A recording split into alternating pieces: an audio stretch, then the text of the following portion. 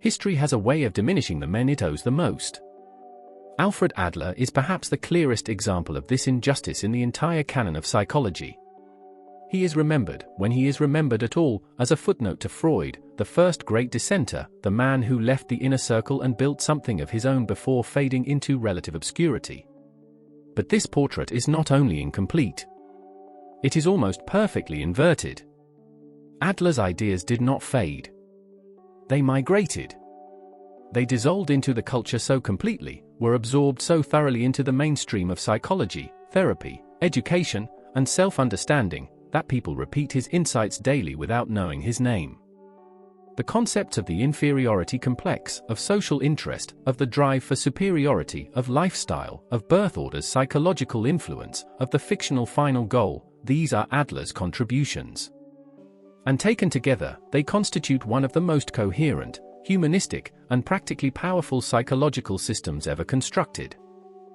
To study Adler is to encounter a psychologist who was, in many respects, ahead of his time by a century. Where Freud looked backward into the buried past and Jung looked inward into the mythological depths, Adler looked forward. He was interested not in what had happened to you but in where you were going, not in the causes of your behavior but in its purposes, not in your wounds but in what you were doing with them. He was the first psychologist to insist that a human being cannot be understood in isolation from the social world they inhabit and the goals they are striving toward. In doing so, he laid the foundations for cognitive therapy, positive psychology, Adlerian psychotherapy, and much of what passes today as common psychological wisdom. The man who has been forgotten built the house that everyone is living in.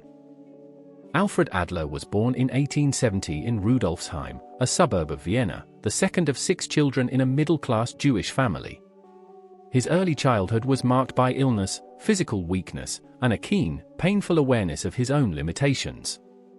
He suffered from rickets as an infant, which left him physically underdeveloped and clumsy. At age 4 he nearly died of pneumonia. He watched his older brother excel with apparent ease while he struggled. He failed his mathematics class so completely in school that a teacher advised his father to apprentice him to a shoemaker, having given up on the boy's academic prospects entirely. His father refused. Adler persisted. He not only passed the class, he eventually became the top mathematics student in his school. This biographical detail is not incidental. It is the seed of his entire psychology. The experience of feeling small, weak, inadequate, and limited, and the fierce, compensatory striving that this experience ignited, was not merely something Adler observed in his patients. It was something he had lived. And it gave his psychology a quality that no amount of academic theorizing can manufacture, the quality of being true in the bones, tested in the fire of actual human experience. He trained as a physician, eventually specializing in ophthalmology before moving into general medicine and then psychiatry. His early contact with Freud began in 1902 when Freud invited him to join the Wednesday Psychological Society, the intimate seminar that would eventually become the Vienna Psychoanalytic Society. For nearly a decade Adler was a central figure in this group, a respected colleague, though never, as he was careful to insist, Freud's student or disciple. He had been developing his own ideas independently and in parallel, and the differences between his vision and Freud's were substantive and irreconcilable. By 1911 the break was complete. Adler left, taking several colleagues with him, and founded the Society for Individual Psychology, the name chosen to reflect his conviction that the human being must be understood as an indivisible whole, not as a collection of competing drives. The concept that stands at the foundation of Adler's entire system is inferiority, and specifically, the universal human experience of feeling inferior. This is not a pathology. It is not a disorder. It is, for Adler, the defining condition of human existence. Every human being, from the very beginning of life, experiences inferiority. The infant is helpless, dependent, small, and utterly at the mercy of a world it cannot control. The child is weaker, less capable, less knowledgeable, and less powerful than every adult around it. This felt sense of smallness and inadequacy is not an aberration. It is the starting point. What distinguishes human beings, Adler argued, is not the presence of this inferiority feeling but what they do with it. Because the experience of inferiority generates, automatically and inevitably, a compensatory drive, a striving upward, a reaching toward mastery, competence, and significance. Adler called this the striving for superiority, though he was careful to clarify that he did not mean superiority over others. He meant the drive toward overcoming, toward improvement, toward what he sometimes called completion or perfection, the restless human impulse to move from a felt minus to a felt plus, from inadequacy toward adequacy, from helplessness toward power. This drive is not merely psychological. It is the engine of civilization. Every invention, every work of art, every scientific discovery, every act of heroism, every social reform is, in Adler's framework, a form of compensation, a human being using the experience of limitation as fuel for transcendence. The deaf composer who writes symphonies, the physically frail child who becomes a champion athlete, the poor immigrant who builds an empire, these are extreme expressions of a universal dynamic. In every human life, the wound and the gift are in dialogue. What you overcame is often what you became. But Adler also recognized the dark side of this equation. When the striving for superiority is misdirected, when it becomes a drive for personal power over others rather than a drive for genuine mastery and contribution, it produces what he called the inferiority complex. This is not simply the experience of feeling inferior. It is the chronic, paralyzing, defensive response to that feeling, the retreat from genuine striving into compensation strategies that protect the fragile ego at the expense of real growth. The bully who dominates others to avoid feeling small. The narcissist who inflates their self-image to paper over a bedrock of inadequacy. The person who avoids all challenge and risk to protect themselves from the possibility of failure. In each case, the inferiority feeling has not been transformed into striving. It has been used as an excuse, a shield, a reason to stop growing. One of Adler's most original and philosophically sophisticated contributions is the concept of the fictional final goal, an idea that places him in a tradition of thinkers far broader than clinical psychology.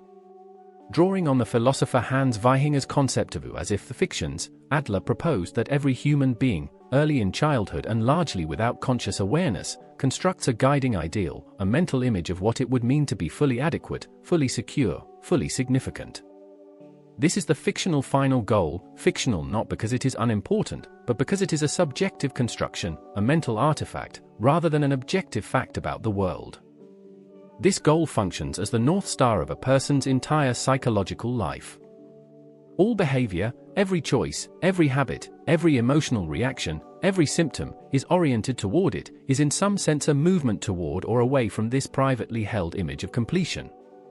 A child who concludes, from their early experience, that power and control are the only reliable sources of security will construct a fictional goal organized around dominance.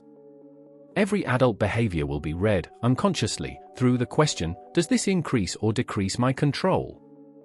A child who concludes that love and approval are the only reliable sources of significance will construct a goal organized around being needed, admired, indispensable. Their adult life will be spent in pursuit of that feeling, often at enormous personal cost. The crucial clinical and personal insight here is that the fictional final goal is largely unconscious, was formed in childhood on the basis of necessarily limited and often distorted information, and yet it continues to direct adult behavior with the authority of an unquestioned axiom. People do not merely have goals. They live inside their goals. The goal is the lens through which they interpret every experience, the standard against which they measure every outcome, the engine that generates every striving. And because it is unconscious, it is not subject to ordinary rational revision. The person does not wake up one morning, examine their fictional final goal, and decide it is no longer serving them. The goal operates silently, shaping perception and behavior from below. This is why Adlerian therapy and genuine self-understanding require something more than rational analysis. They require the excavation and examination of the private logic, the unique, personally constructed system of meaning, interpretation, and belief, through which a person has been navigating their entire life. And this excavation, when it succeeds, can be genuinely transformative. Because once you can see the goal you have been unconsciously pursuing, you can ask whether it is actually the goal you want. You can choose differently. You can construct a new orientation toward life. The concept that synthesizes these various elements in Adler's psychology is lifestyle, a term he used in a precise and technical sense quite different from its popular usage. Lifestyle, for Adler, is not your aesthetic preferences or your daily habits. It is the unique, individual pattern of striving, perceiving, interpreting, and relating that a person develops in early childhood as their characteristic way of pursuing their fictional final goal. It is, in essence, the personality, the organizing structure of the self. The lifestyle is established early, typically by around age 5 or 6, on the basis of the child's interpretation of their experience. Not the experience itself, the interpretation. Two children in the same family, with the same parents, subjected to the same objective circumstances, may develop radically different lifestyles because they draw different conclusions from what they encounter. One child concludes from parental criticism that they are fundamentally inadequate and must work ceaselessly to prove their worth. Another concludes that the world is dangerous and the safest strategy is withdrawal and self-reliance. Another concludes that charm and social skill are the reliable paths to significance. Each of these conclusions becomes a lifestyle, a coherent, self-reinforcing system of perception and behavior that will organize that person's life until it is examined and revised. Understanding your lifestyle, in Adler's framework, is understanding yourself at the deepest level. It means understanding not just what you do but why, not just what you feel but what you are trying to achieve through that feeling, not just what you avoid but what that avoidance is protecting.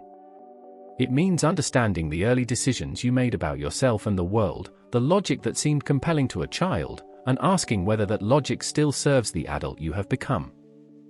If inferiority and striving are the engine of Adler's psychology, social interest is its moral compass and the ultimate criterion of psychological health. Adler coined the term Gemeinschaftsgefühl, community feeling, or social interest, to describe what he considered the most essential human capacity, the ability to feel genuinely connected to others, to experience their well-being as related to one's own, to contribute to the community rather than merely exploit it.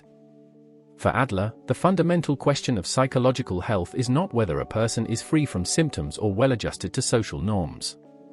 It is whether their striving is oriented toward genuine contribution to the community of human beings, or whether it is turned inward and upward in the pursuit of personal power and superiority over others.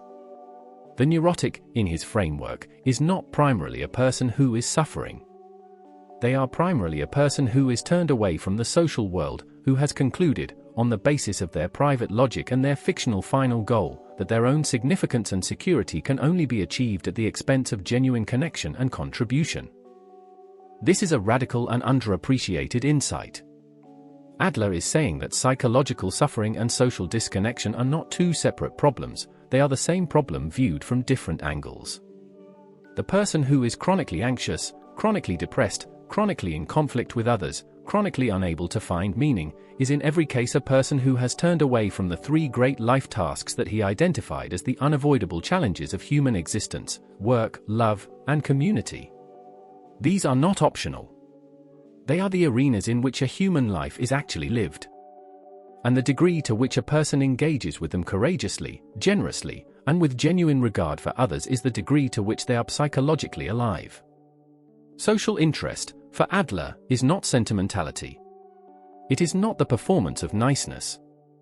It is the deep, structural orientation of a life toward contribution rather than extraction, toward connection rather than domination, toward the recognition that one's own significance is inseparable from the significance of others. It is, in the deepest sense, the psychological expression of love, not romantic love, but the love that the Greeks called agape, the love that extends to strangers, to the community, to the human project as a whole. Among Adler's most widely discussed and popularly known contributions is his theory of birth order, the idea that a child's position within the family constellation has a systematic and predictable influence on their psychological development and the lifestyle they construct. This is not a deterministic theory. Adler was careful to insist that birth order does not fix a person's character. What it does is create a particular psychological situation, a characteristic set of challenges, perceptions, and interpersonal dynamics, to which the child responds with their characteristic interpretive creativity. The firstborn child begins life in a position of exclusive attention and privilege, and then experiences the profound dislocation of being dethroned by the arrival of a sibling. This experience of having held power and then lost it tends to produce, in Adler's observation, a particular orientation, a respect for authority and tradition, a tendency toward responsibility and conscientiousness, sometimes an anxiety about losing status, and a characteristic conservatism born from having known what it is to fall from a favored position. The second child is born into competition. There is always someone ahead, always a standard to meet or surpass. This tends to produce ambition, a competitive drive, a capacity for sustained effort, and a strong orientation toward comparison. The second child often develops in the direction opposite to the firstborn. If the elder is studious, the younger becomes athletic. If the elder is social, the younger becomes solitary, as if carving out a distinctive niche in the family ecology. The youngest child is never dethroned, is typically indulged, and often develops either a driven ambition to surpass all those who have come before, or a tendency toward helplessness and dependence, having been accustomed, from the beginning, to having others do things for them. The only child, never having had to share parental attention and never having had the experience of being surpassed by a sibling, may develop particular difficulties in tolerating competition or functioning in genuinely egalitarian relationships. These are tendencies, not destinies. Adler was explicit that the child's interpretation of their position matters more than the position itself. But the framework remains a remarkably useful lens for understanding the particular psychological challenges and characteristic strengths that different family positions tend to cultivate.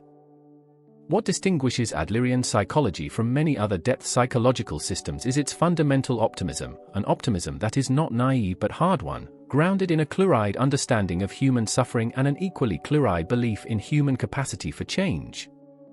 Adler believed that the primary therapeutic agent was not insight alone, though insight matters. It was courage, and the encouragement that makes courage possible. The neurotic, in Adler's framework, is not primarily a person who lacks self-knowledge. They are a person who lacks courage. They have turned away from the life tasks not because they are incapable of engaging with them, but because they are afraid of failure, afraid of inadequacy, afraid that if they try and fail, the fragile self-image they have constructed will shatter. Their symptoms, the anxiety, the depression, the social withdrawal, the physical complaints, are not merely suffering. They are, unconsciously, arrangements that excuse the person from the demands of life. They are, in Adler's clinical vocabulary, safeguarding strategies, ways of protecting the ego from the risk of genuine striving. The task of the therapist, and of anyone who genuinely wishes to support another human being's growth, is therefore not primarily analysis or interpretation. It is encouragement. It is the provision of a relationship, an atmosphere, a set of experiences that communicate to the discouraged person that they are capable of more than they believe, that the risk of genuine engagement with life is worth taking, that failure is not evidence of fundamental inadequacy but simply the necessary price of genuine striving. Adler's consulting room was not the cool, analytical space of the Freudian couch. It was something warmer, more collegial, more human. He sat facing his patients rather than behind them. He engaged them as equals. He was interested in their goals, their relationships, their daily lives. He wanted to understand not their pathology but their logic, the private, coherent, ultimately revisable story they had constructed about themselves and the world. It is one of the more poignant ironies in the history of ideas that the man whose concepts have most thoroughly permeated modern psychology, therapy, and self-understanding is the least known to the general public. The inferiority complex is Adler's. The idea that behavior must be understood in terms of its goals and purposes, the teleological orientation that underlies all of cognitive behavioral therapy, is Adler's. The centrality of social connection to psychological health, the emphasis on early childhood interpretation rather than mere experience, the concept of lifestyle as the organizing structure of personality, the democratic and egalitarian therapeutic relationship, these are all Adler's contributions, absorbed into the bloodstream of modern psychology so completely that the body no longer knows where they came from. Abraham Maslow acknowledged Adler's influence on his hierarchy of needs. Albert Ellis, the founder of rational emotive behavior therapy, called himself a neo-Adlerian. Aaron Beck's cognitive therapy is built on premises that behavior is guided by beliefs, that early cognitive schemas shape adult experience, that the therapeutic task is to examine and revise faulty thinking, that are Adlerian in their fundamental orientation. The positive psychology movement, with its emphasis on strengths, meaning, community, and human flourishing, is saturated with Adlerian assumptions. Even the language of popular self-help, the encouragement to identify your limiting beliefs, to examine the stories you tell yourself, to orient your life toward contribution and connection, is, whether its authors know it or not, the language of Alfred Adler. The reasons for his relative obscurity are not intellectual. They are partly sociological. Freud controlled the narrative for decades, and the men who broke with him were systematically diminished in the official history. They are partly a function of Adler's own personality, which was warm and unpretentious where Freud was imperious, accessible where Jung was esoteric, practical where his rivals were dramatic. He did not cultivate a mystique. He was not interested in building a cult. He was interested in helping people. And in the economy of intellectual fame, that orientation has rarely been rewarded. To take Adler seriously is to take responsibility, not in the punishing, self-flagellating sense, but in the genuine sense, the recognition that you are the author of your own psychological life, that your suffering is not merely something that happened to you but something that, at some level, you have been organizing around a goal, and that you therefore have the power to organize it differently. This is not victim blaming. It is the opposite of victim blaming. It is the insistence that you are more than a victim, that the experience of limitation, of wound, of inadequacy, does not define you unless you allow it to. That the response to inferiority is yours to choose. It demands, too, a reckoning with your goals. Not the goals you would list on a resume or announce at a dinner party, but the deep, private, largely unconscious goals that have been directing your actual life, the fictional final goal around which your lifestyle is organized. The question Adler puts to every human being is not what happened to you, but where are you going? And more importantly, is that where you actually want to go? And it demands, finally, an honest accounting of your relationship to the social world. Not whether you are likable or well-adjusted or socially successful, but whether your striving is genuinely oriented toward contribution, toward something larger than the defense of your own ego, the inflation of your own significance, the accumulation of your own power. Because Adler's fundamental conviction, held with the certainty of a man who had tested it in his own life and the lives of thousands of patients, is that the only genuine path to significance is contribution. That the hunger for meaning is answered not by achieving but by giving. That the self finds itself not in isolation but in genuine, generous, courageous engagement with the community of human beings. That is not merely a psychological insight. It is a moral vision. And it is, perhaps, the most important thing that the man history forgot to remember actually had to say.